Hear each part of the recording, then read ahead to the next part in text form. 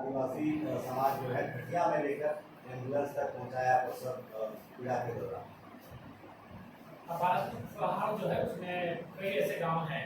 पहला मेरे भी विधानसभा में गांव आता है जिसमें पंचायत का है। मैं वहाँ स्वयं विजिट किया।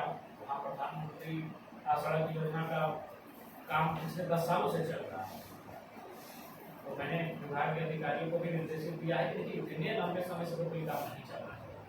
वहाँ लगभग हमें लगता है कि 500 मीटर या 500 मीटर के आसपास सड़क की आवश्यकता है। अगर वो मुख्य मार्ग से जुड़ जाएगी तो उनकी आवागमन की सुविधा ठीक हो जाएगी। और बाकी हिस्सा वो बीडी विधानसभा में आता है जो बिल्कुल पारासर पहाड़ का एक छोर है, तराई है। वहाँ आज भी हमें लगता है कि दर्जनों गांव ऐसे हैं, छोटे छोटे गांव, जहाँ सड़क नहीं है, बिजली नहीं है, पानी नहीं है, मैंने जो भी मूलभूत सुविधा होती है वो नहीं है।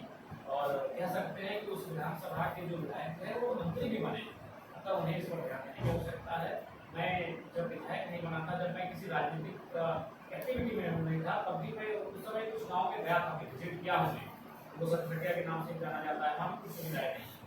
तो ऐसे में मुख्यमंत्री भी मैं वही कहता हूँ कि वो जिस समाज से आते कम से कम वो समाज को भी अगर वो रोड में बना लेते तो उनके साथ हम लोग बाकी लोगों का भला हो जाता। कहते हैं ना, अगर शहर में अगर कोई एक दुकान बनाता है, उस दुकान में 4 लोगों की जरूरत पड़ती है, उस दुकानदार के साथ साथ वो 4 लोग भी संपन्न हो जाते हैं। उसी प्रकार एक बहुत बड़ी आबादी है मुख्यमंत्री जिस समुदाय से आते हैं, उनकी भलाई के साथ साथ उनके डेवलपमेंट के साथ साथ हम लोग भी लटक झटक के अपना डेवलपमेंट कर लेते हैं। फिर उनका विजन वहाँ भी सुनिए। आज कई ऐसे आदिवासी परिवार है, हमें लगता है गांवों की संख्या तो अपने सैकड़ों हजारों में चली जाएगी, आबादी भी हमें लगता है कि लाखों में चली जाएगी, तो आज भी मूलभूत सुविधाओं से वंचित है। और वो तो आप भी जानते हैं, अगर गुरुजी का निधन नहीं होता तो मेरा गाँव झारखंड की राजनीति के पटल में नहीं आता।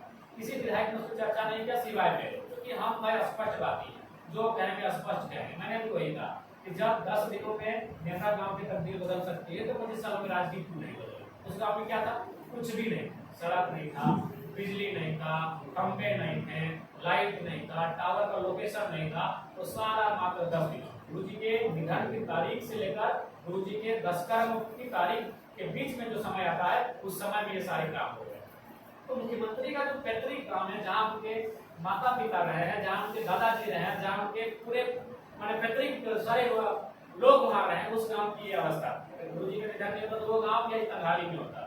तो इसीलिए मैं कह रहा हूँ, अगर वो क्या कर रहे हैं, नहीं रोड में बनाना चाहिए उन्हें ये मैंने उन्हें तो कम से कम अगर परेड में 1 रात गुजारनी चाहिए। अब वो जहाँ के विधायक वहाँ कम से कम 1 रात नहीं गुजारनी चाहिए। हमें लगता है कि अगर परेड का ग्राउंड स्तर पर रिपोर्टिंग होगा तो झारखंड के 81 में अगर 10 पिछड़े विधानसभा आएंगे तो परेड का भी नाम, लेकिन कोई बोलना नहीं चाहता क्योंकि मुख्यमंत्री का मसला, मुख्यमंत्री से कोई टकराना नहीं चाहता है। पता नहीं मेरी कोई योजना काट ना दे, मुख्यमंत्री मेरे फेवरेट ठेकेदार से कहीं काम ना छीन। ये तो मैं विधायकों का डर बता रहा हूँ, मुझे किसी बात का डर नहीं है। यही कहते हैं अरे मुख्यमंत्री को बोलेंगे, हम एक ठेकेदार के बारे में बोलेंगे, रोडवा उसको देने के लिए, देंगे कि नहीं देंगे। सही बोले आप, ग्राउंड सर्वे कर लीजिए। बरहेट और संथाल परगना मुख्यमंत्री के पिताजी जहाँ से सांसद बने, जहाँ से मुख्यमंत्री की भाभी, मुख्यमंत्री के भाई विधायक बन के जाते हैं, अगर झारखंड के 10 पिछले विधानसभा आएंगे तो उन्हें वो भी हो।